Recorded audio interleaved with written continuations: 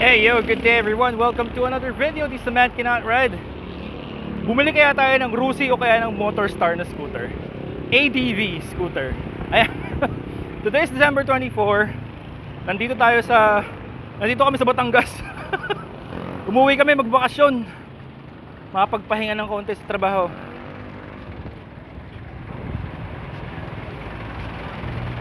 At yan, kanina nga naisipan ko na maglakad mula doon sa Tinggalabak hanggang dini sa may bayan. Makaka 10 kilometro ako balikan. At nadaanan ko dito sa may Alangilan yung shop ng Motostar at saka ng Rusi. Napaisip ako na kung mapapabili nga naman ako ng scooter, gagamitin ko na lang talaga for to make contents, iyon, para gumawa naman ng mga videos para sa mga tulad ko na naghahanap ng alternative sa mga sikat na brand ng motor. Yun ang naisip ko kanina, na huwag na lang Yamaha, huwag na lang Honda. Sadyain ko na bumili ng mga, kung tutuusin natin, mga affordable alternatives. Ang Motorstar tsaka ang Rusi naman kahit papaano ay nakabuo na ng pangalan para sa sarili nila. Yun nga lang, ang reputasyon ng dalawang ito ay punong-puno ng love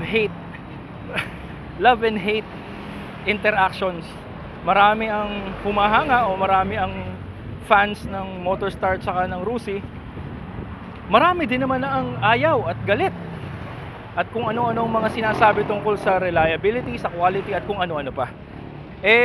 Kung tutuusin naman talaga, kahit pa anong brand ng motor, masasabi mo lang ang quality niyan kapag nasubukan mo na ng pangmatagalan.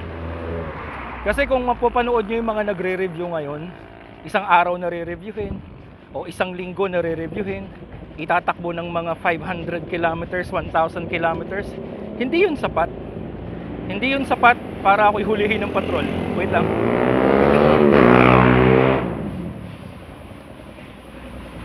Sinabihan ako, tumabi daw ako. Okay.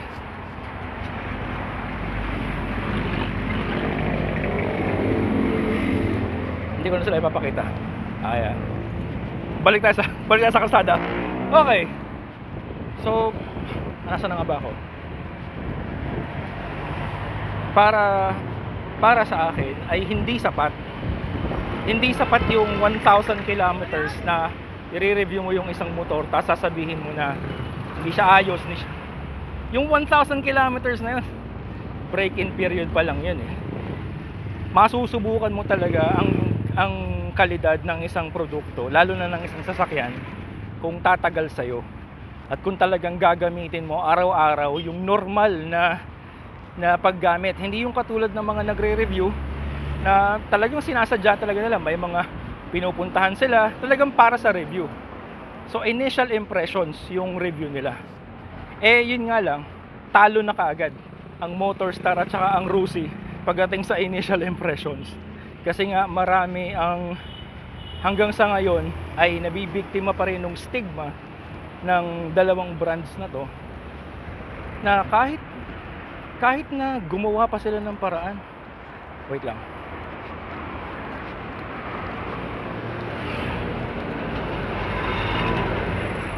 Kahit pa gumawa ng paraan ang Rusi at saka ang Motorstar,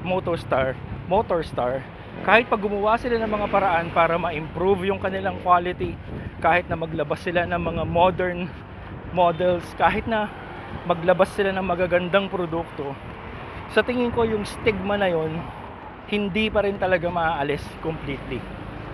Ito, I'll make an example of my bike, my 2019 CF Moto 400 NK, the second version, yung version 2. Ang CF Moto napakalayo na narating, napakarami ng improvements, at nakita naman natin yung development nila as a company, yung products nila na develop nila. Pero hanggang sa ngayon, meron pa rin magsasabi na wala silang tiwala o Hindi nila pwedeng pagkatiwalaan ang CF Moto motorcycles. Kahit nga yung motor ko, diba? 5 years na, 16,000 kilometers, wala pa rin akong sakit ng ulo. Pero masasabi ko lang yun kapag naka 5 years na at kapag nakapag 20,000 kilometers na. Other than that, wala akong pwedeng i-claim. Wait lang. Napadaan ako sa Bonete King. Dito sa may Langilan, wala pa daw. Hindi pa daw ulit nakapagluto para sa afternoon batch. Okay. So, balik tayo sa usapan. Yung stigma na yan, hindi na yan maalis. Wala na tayong magagawa dyan. Talagang meron talagang mga tao na talagang sarado na talaga ang utak. Kahit pa yung katotohanan nila ay isaksak mo sa mga baga nila.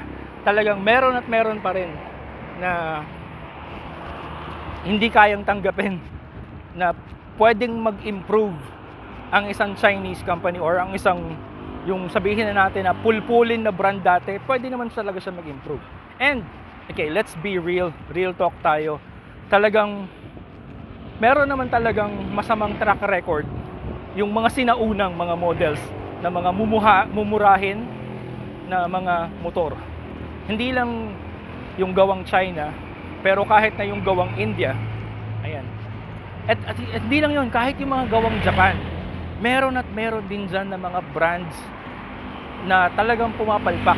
Meron na model na pumalpak coming from the big four. Honda, Yamaha, Kawasaki, Suzuki. Hindi naman lahat ng motor nila okay. Hindi lahat ng nilabas nilang produkto ay pumatok. Marami rin ang pumalpak. Yun nga lang talagang real talk. Kaya nabuo yung stigma sa mga mumurahing brands o mumurahing motor. Dahil talaga nung una talaga, hindi mo talagang papagkatiwalaan ng quality. Lalong-lalo na ang build quality ng mga nilalabas nila mga units. Pero sa ngayon, okay, balik tayo sa 2024 and 2025. So sa ngayon, 'di ba? Sumasabay na sila sa takbo ng yung world market demand. Kinakailangan may ABS ka na. Nagiging standard ng ABS. So kahit pa paano, kahit yung mga mumurahin na units, ginagawa nila ng paraan para makapag-install ng ABS kahit sa harap man lang, para pumasa sila sa world standards. Okay? At tayo, malabo camera ko. Ayun! Luminaw din at lumabas ang aking kapangitan. Anyway. So, bago pa maubos ang sasabihin ko, napapaisip ako ngayon na kung bibili ako ng scooter at gagamitin ko for daily rides, di dapat reliable, dependable, kahit paano walang sakit ng ulo. Pero naisip ko rin na since meron akong motorcycle channel, bilang kumbaga in the service of my viewers, siguro mas maganda ako mag-introduce ako ng mga bagong topics, like let's say nga, gumawa ako ng project na bibili ako halimbawa ng Motorstar or ng Rusi, tapos testingin natin, patunayan natin okay ba yung quality, tatagal ba, ano yung mga modifications, ano yung mga dapat i-improve, ano yung mga pwedeng gawin, ano yung mga mapupuntahan ko gamit sila. Tingnan natin, hindi natin alam. Sa tunay, hindi ko pa nga alam kung papayagan talaga akong bumili ng pangalawang motor. Kasi ayaw pa rin talaga eh. May pambayad na ako at lahat, may pambili na ako at lahat, ayaw pa rin pumayag na bumili ako ng motor. Anyway, so, yan lang naman. Nakaka 8 kilometers na ako, malapit na ako sa bahay. 2 kilometers na lang. Fat burning mode today. Leisure walking. At yun nga, natsambahan ko yung Motorstar at saka yung Rusi dito sa Alangilan, Batangas City. Naisip kong gumawa ng video for you guys. I'll see you on the next one. Tingnan natin. Pinag-iisipan ko kung sana payagan. Yun lang naman eh. Yung payag lang naman, yung approval lang naman ni Commander ang hinihintay ko. Tingnan natin. So, ang aabangan natin kapag na-approve ako na bumili Kapag pinayagan niya akong bumili ng scooter, so tingin natin, Yamaha ba? Honda ba? Or Rusi? Or Motorstar? Tingnan natin na mangyayari. Abangan ang susunod na kabanata. This is such a good day. This is a good walk. December 24. Exercise. Bago kumain. Bago lumamon. Din sa amin sa Batangas. Sadya na muna kayo.